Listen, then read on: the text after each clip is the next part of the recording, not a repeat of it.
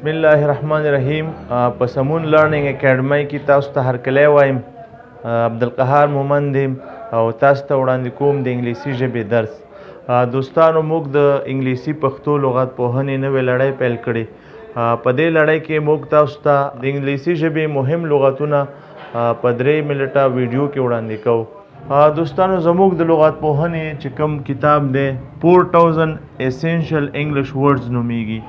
په دې کتاب کې به موږ تاسو ته وړاندې کوو د لغت معنا، د لغت تلفظ او د لغت استعمال. او کوشش به دا کوئ څومره لغتونه تاسو دلته د ویډیو د لارې نه یادوئ، نو کوشش وکړئ چې په دغه لغتونو باندې یو ټاپک ولیکئ او د دغه لغتونو استعمال وکړئ. که چیرته غواړئ چې دغه لړۍ تاسو موږ سره تعقیب کړئ، نو زموږ د یوټیوب چینل در سره سبسکرایب کړئ او همدا شان د فیسبوک صفحه هم لایک کړئ. تاسو هیله لرم چې خپل قلم او کتابچه ځان سره ولرئ او دا کوم لغتونه چې دلته تاسو زده کوئ د سپیلنګ معنا او استعمال باید تاسو یاد کړئ. It is an adjective.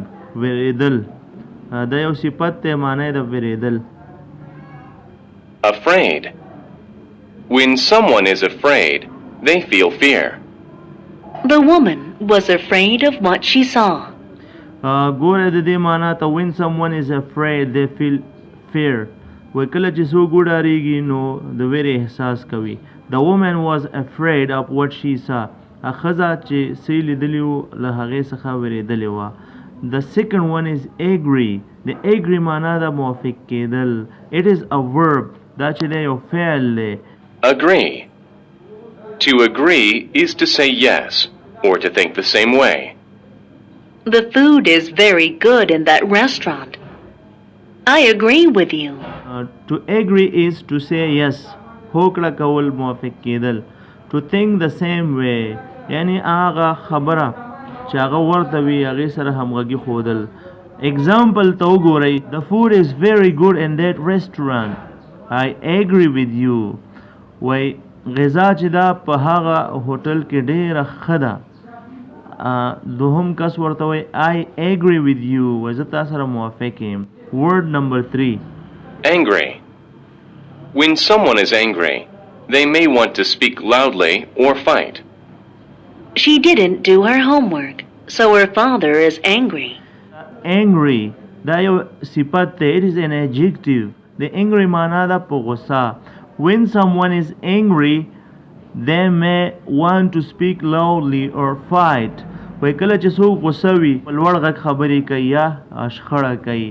She didn't do her homework, so her father is angry. هغې خپله کورنۍ دنده نه ولیکلې ځکه د هغې پلار غصه دی. Word number 4 چې دی arrive دی. د arrive معنا ده رسیدل دی. Arrive. To arrive is to get to or reach some place. The bus always arrives at the corner of my street at 4. To arrive is to get to or reach some place. یو ځای ته رسیدل. The bus always arrives at the corner of my street at 4 o'clock. زموږ د کوڅې بس زموږ د کوڅې کوچ ته همیشه 4 بجې را رسیږي. Attack. To attack is to try to fight or to hurt. The man with the sword attacked the other man first. دا یو فعل دی. To attack is to try to fight or to hurt. د دې معنا د برید کول یا حمله کول. The man with the sword attacked the other man first. توره لرونکي سړي په هغه بل سړي لومړی برید وکړ. دوستانو، تاسې زموږ ټولې تعلیمي ویډیوګانې د یوټیوب او فیسبوک له لارې کتلی شئ. نو هیله لرم چې تاسې زموږ ملتیا وکړئ او زموږ د ټولو پروګرامونو څخه